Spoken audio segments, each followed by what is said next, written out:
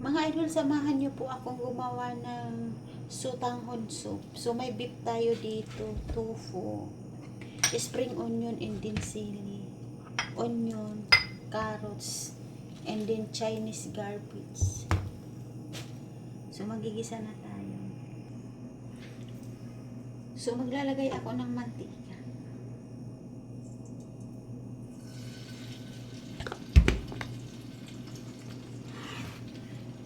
So, ilalagay natin yung carrots.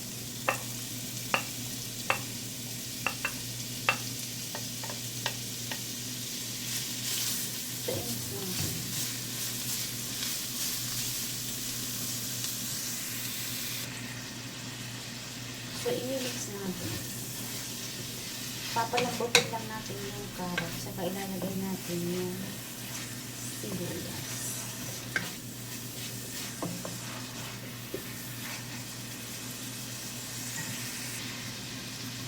Onion.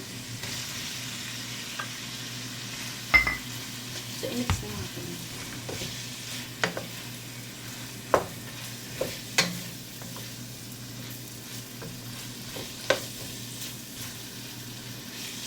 So, palambutin lang natin yung sibuyas. Ilalagay natin yung tofu. So, ilalagay natin yung tofu.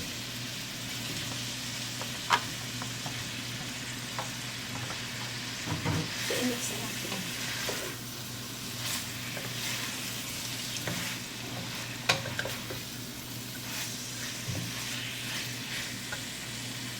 So, ilalagay natin yung sili.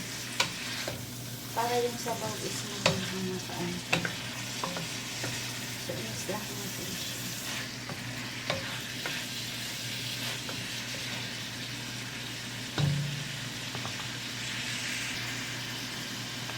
So, i-mix natin.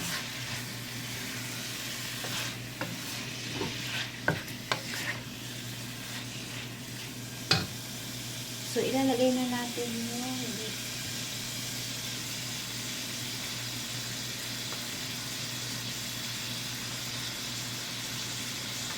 Slice beef.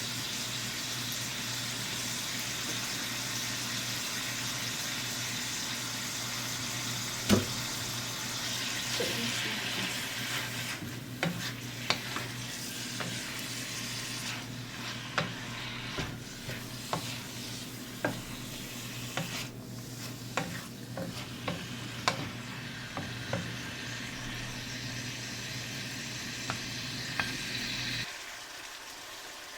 So, i-mix natin.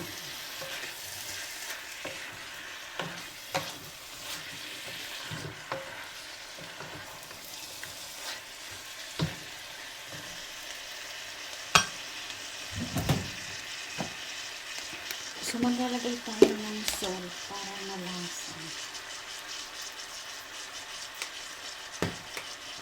So, i-mix natin.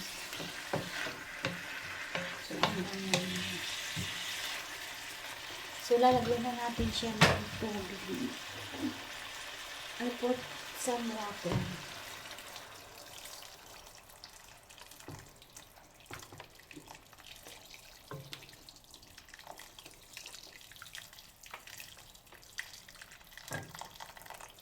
So, i-mix natin.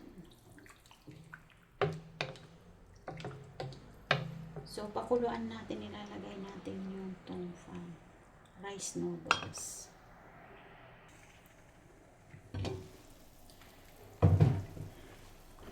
So, kumulo na siya, ilalagay natin yung Chinese repolyo.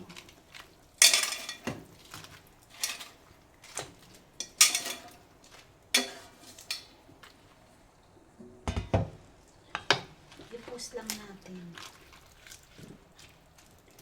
So, ang mix natin na ilalagay yung rice noodles. So, para sabay silang maluto. Hindi ng repolyo. So, i-post lang natin at takpan natin. So, takpan natin. So, kumulo na siya. Lalagyan na natin ng Ito yung pangkalasa. So, lalagyan natin ng black pepper.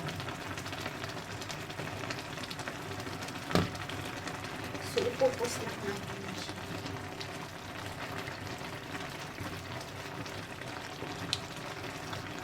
Para yung tofu hindi mas durong. So, tikman na natin.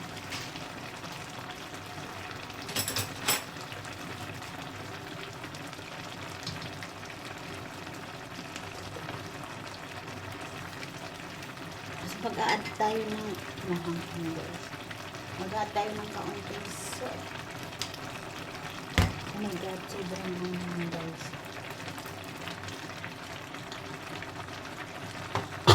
Ay, sorry. So, maglalagay tayo ng kaunting spring onion. So, wag natin lahat. Tapos, ipos lang natin. So, patayin na natin yung apoy. Maglalagay tayo sa bowl ng soup. So, beef, tofu, sotanghon. Kuha tayo ng isa na. So, tofu muna. Tapos yung vegetable.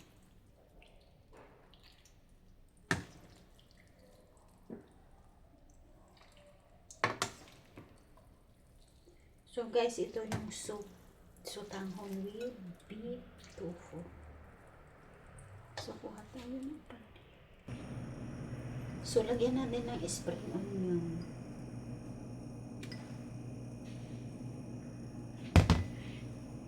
Mga idol, maraming salamat po sa lahat ng nanonood ng video ko.